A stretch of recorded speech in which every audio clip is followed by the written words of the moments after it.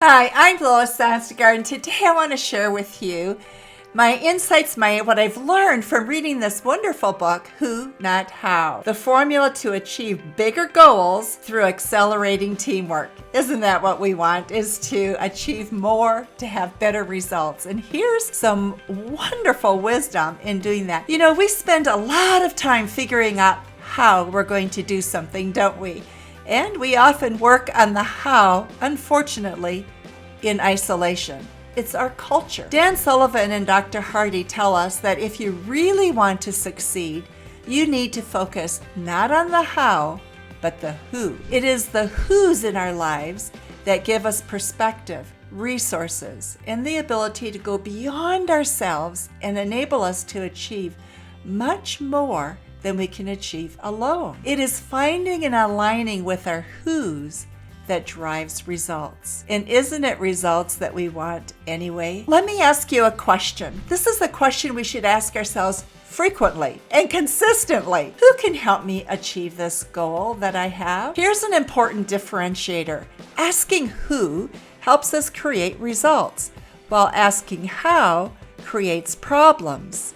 How often focuses on all the details and the things that may go wrong and need to be overcome. When you look at the who, on the other hand, that is, who can help you achieve your goal, your vision becomes bigger and more impactful. There's a catch to this, though. To accomplish the bigger vision, you have to let go of the how and get out of the way so others can execute on the how. So it isn't that you don't think about the how at all, it's that you delegate this to someone else. It's a lower function activity. And as a business owner or leader, you need to focus on your vision. You want to look at what you want to achieve. That should be your focus. So developing groups of who's can help you achieve your goals. It allows you to think bigger and accomplish more without eating up your time and overwhelming you. Focusing on the who enables you to also build relationships. Relationships produce results and are based on resources that now become available to you. It is these relationships that connect you with different knowledge, insights, and capabilities. Furthermore, these relationships free up your time so you spend your time much more productively. Isn't that great? One of the signs that you're stuck is when you find yourself procrastinating. I don't know if any of you have struggled with procrastination, but Sullivan and Hardy tell us that procrastination actually is not as bad as you may have been led to believe that it is. Procrastination is actually a warning sign telling you that you're stuck. When you need help, it's a signal, it's a light that goes off and says, "Help needed." So the question becomes, will you get that help and get unstuck?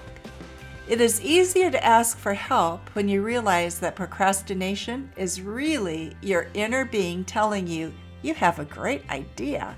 You just need to involve more people to accomplish it. When you add who's, you achieve more than you imagine. It is not our go-to place to ask for help, so it may take you a little bit of practice to get into the habit of asking who's, asking people to come alongside you and help.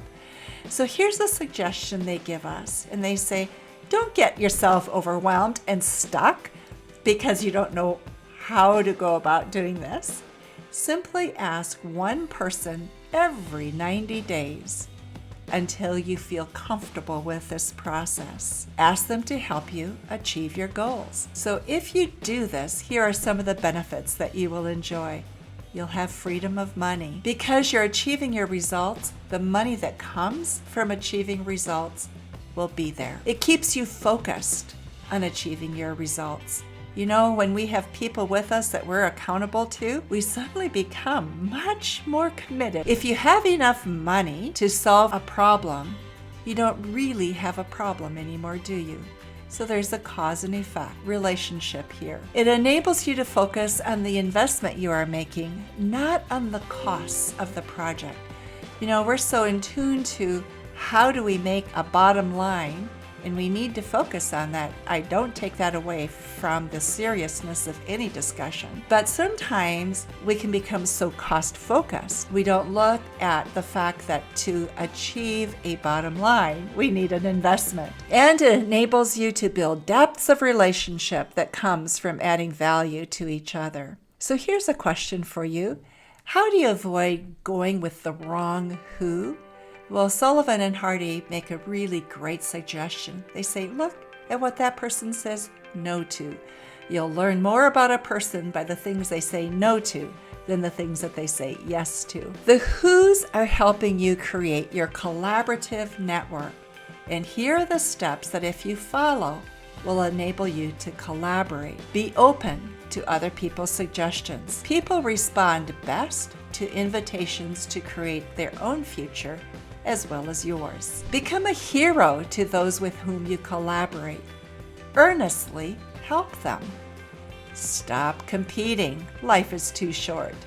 Competing comes from a scarcity mindset, not an abundance mindset. So here's some takeaways for you. It is only through who's that we can achieve important miracles and that blessings will then follow in your life. Only through who's can your purpose in life be transformed and expanded. Who's help you see potential in your future and in your work that you can't presently see for yourself. Who's expand your vision, giving you the confidence to pursue big goals. Your who's become your purpose. This is great wisdom, isn't it? It unlocks the future for success for leaders and for business owners.